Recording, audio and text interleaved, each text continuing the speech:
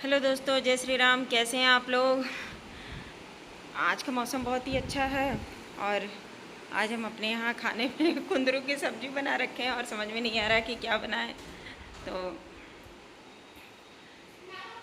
हल्का हल्का धूप भी आ रहा है धूप भी थोड़ा बहुत आ चुका है। बारिश और धूप का जो मौसम होता है बहुत ही अच्छा लगता है। हल्की हल्की धूप और उसी में रिमझिम बारिश होती रहती है। तो आज ऐसा है और बहुत ही अच्छा है। आपने कभी गुलर की सब्ज़ी खाई है? गुलर की सब्ज़ी जो होती है उसका हमने सुना है बहुत फ़ायदा होता है गुलर की सब्ज़ी का। तो मैंने कभी ट्राई नहीं किया था, लेकिन एक दिन हम अपने काम वाली से गुलर की सब्ज़ी जो है वो गुलर का पेड़ देखिए मेरे यहाँ वहाँ पे है गुलर का पेड़, वो है गुलर का पेड़। तो हमने उससे गुलर की फली जो है उससे मंगाई थी। तो बारिश में क्या है ना कि गुलर में कीड़े पड़ जाते हैं, तो उसमें छोटे छोटे गुलर के फूल भी आपने कभी नहीं देखा। तो हम लोग जब छोटे रहते थे तो मेरी माँ कहती थी कि गुलर में भूत रहता है और इसका फूल जो होता है जब रात में सभी लोग सो जाते हैं तब इसका फूल अपने आप खिलता है और फिर उसी से सारे जो उसके फल हैं आते हैं और गुलर का फूल जो देख लेता है वो मर भी जाता है। तो पहले ऐसी कहावत थी कि गुलर के फूल को जो लोग देखते हैं वो कभी बचते नहीं हैं, पर ऐसा होता नहीं है दोस्तों, क्योंकि गुलर के फूल जो होते हैं ना उसके फल के अंदर ही रहते हैं। और आपने देखा होगा कि जब गुलर के फूल गुलर को तोड़ेंगे तो उसके अंदर एकदम बहुत सारे ऐसे जाली जैसे ऐसे ऐसे लंबे लंबे निकले रहते हैं, वही उसका फूल होता है। और उसी में जब वो पकता है ना तो छोटे छोटे कीड़े लग जाते हैं। तो गुलर के बहुत फ़ायदे हैं, लेकिन जल्दी से कोई बना नहीं पाता। तो जब गर्मियों का समय रहे तो उसका चोखा चाहे सब्ज़ी बनाइए, बहुत ही अच्छा। तो हमने उससे मंगाया और कहा कि लेके आओ, एक दिन हम गुलर का वो सब्ज़ी बनाते हैं। तो उसने कहा कि मेरी काम वाली ने कहा कि भाभी इसका चोखा बहुत अच्छा होता है। तो बनाया और कहा कि बहुत फ़ायदा भी करता है। तो हमने बना के खाया, हमको भी उसका टेस्ट बहुत ही अच्छा लगा।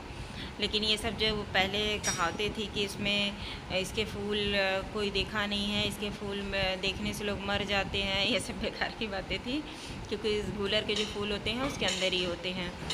और बारिश के मौसम में ऐसा नहीं लगता कि कहीं घूमने जाएं, लेकिन बाहर जैसे ऐसे टिकटॉक टिकटॉक करते हुए चलेंगे पैदल तो बहुत ही कचड़ा है। मुझे क्योंकि चलने का बहुत शौक़ है, मैं ऐसे पैर से ही चल के जाना चाहती हूँ अधिकतर। कार वार से बहुत कम ही जाने का मन करता है। लॉन्ग जाना रहे तो आसपास कहीं जाना रहता है तो मैं पैर से ही जाती हूँ। तो आसपास में ही एक आधा किलोमीटर के करीब बस आसपास। तो इस समय तो रोड पे जाने लायक नहीं है, बहुत गड्ढे हैं, बहुत कचड़े हो रखे हैं रोड पे। और हमारे यहाँ का रोड जो है ना हर साल बनता है और फिर हर साल कोई ना कोई पाइप डालने के लिए कोई कुछ किसी चीज़, कभी गैस की पाइप, कभी बिजली का पाइप, कभी कोई पाइप खन खन के खोद के लोग गड्ढे कर देते हैं, ख़राब कर देते हैं और फिर हर साल ही बनता है। तो बारिश के मौसम में रोड की भी स्थिति बहुत ही ख़राब रहती है, इसलिए जल्दी कहीं जाने का मन ही नहीं करता है। तो घर में बैठे बैठे कुछ समझ में नहीं आ रहा है कि क्या करूं, बोर भी हो जाना रहता है कि क्या करें। रोज़ सुबह उठो वही काम, शाम को फिर वही काम, सुबह से शाम तक एक ही काम है, किचन में।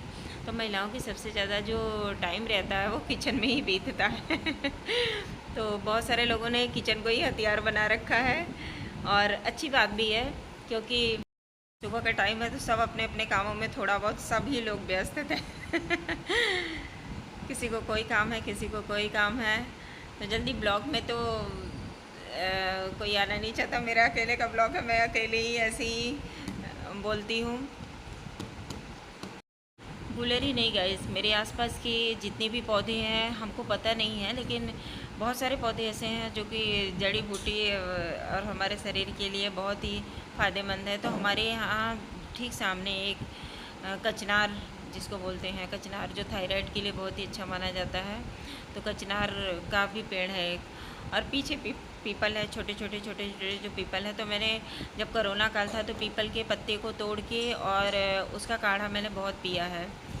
मैंने सुना कि इससे बहुत मजबूती आती है, तो मैंने इम्यूनिटी भी जो सिस्टम होते हैं वो भी बहुत मजबूत होते हैं, तो मैंने पीपल के भी पत्ते को तोड़ के उसका भी काढ़ा बहुत बना के पिया हुआ है। और चिचिड़ा वो चिचिड़ा ही बोलते हैं उसको, जिसमें छोटे छोटे ऐसे कांटे रहते हैं, उसके दातुन भी लोग करते हैं वो ऋषि पंचमी पे, तो उसका भी मैंने काढ़ा बनाया है। पीपल के पत्ते, चिचिड़ा के और वो क्या बोलते हैं, मोरिंगा के और सहजन के पत्ते जी। और कोरोना के समय क्या था कि लोगों ने चाय पीना ही छोड़ दिया था, सिर्फ काढ़ा ही पीते थे और सिर्फ काढ़ा ही बनता था, तो उससे शरीर की इम्यूनिटी जो रहती थी वो बहुत मजबूत हो जाती है। तो अभी भी कभी कभी पी सकते हैं आप लोग, मैं तो बनाती हूँ कभी कभी उसका, मोरिंगा के पत्तियों का काढ़ा। मैंने तो बीच में मोरिंगा का साग भी बनाया था, दिखाया था आप लोगों को। तो कुकिंग तो हम महिलाओं का शौक़ भी है और बना भी लेते हैं, हल्का फुल्का मैं भी खाना बना ही लेती। तो मैंने पहले कुकिंग का जो ब्लॉग था वो भी बनाया, तो किसी ने कहा कि कुछ धार्मिक भी बनाइए, आपको अच्छा लगेगा। जैसे होता नहीं कि बहुत सारे लोग बोलते हैं कि कुछ धर्म के भी बारे में बताइए, तो किसी बहन ने मुझे बोला कि धर्म के भी बारे में बोलिए, आप बहुत पूजा पाठ करती हैं, तो थोड़ा धर्म के भी बारे में बताइए। तो मैंने बीच में जो ब्लॉग था वो धार्मिक भी बनाया है, और उससे पहले मैंने कुकिंग का भी बनाया है। तो महिलाएं क्या हैं, मल्टी टैलेंटेड होते हैं, सब कुछ आता है, और बस सब कुछ करने का जज्बा होना चाहिए। और जितना अपने आप को दबा के रखेंगे उतना ही वो होगा। ये समझ लीजिए कि अगर आपका चैनल ग्रो नहीं कर रहा है, 1 साल हो गए, 2 साल, तो हताश नहीं होना है, बस करते जाना है, बनाते जाना है, वीडियो डालते जाना है। कभी न कभी तो सफलता मिलनी ही मिलनी है, क्योंकि अगर हताश हो जाता है आदमी, जो चढ़ता वहीं उतरता है, जो चढ़ा ही नहीं कभी वो उतरेगा कहाँ से। या घोड़े पे जो चढ़ता वहीं गिरता भी है। तो इसलिए हताश नहीं होना है, कभी न कभी तो ग्रो करेगा और आगे बढ़ेंगे हम लोग। तो जैसे हमने कहा है कि ये बातें करते करते ही मेरे लंच का टाइम भी हो गया है कि मैं चलो कुछ बना लूँ। बनाऊँगी नहीं तो बच्चे, हस्बैंड सब लोग खाएंगे क्या? तो मैं कुछ अलग ही आज बनाने की कोशिश करना चाहती हूँ, सोच रही हूँ कि कुछ अलग भी हो और हेल्दी भी हो। तो चल रहे हैं दोस्तों, अब लंच में कुछ ना कुछ तो बनाएंगे ही, और मिलती हैं अगले ब्लॉग में। Bye bye.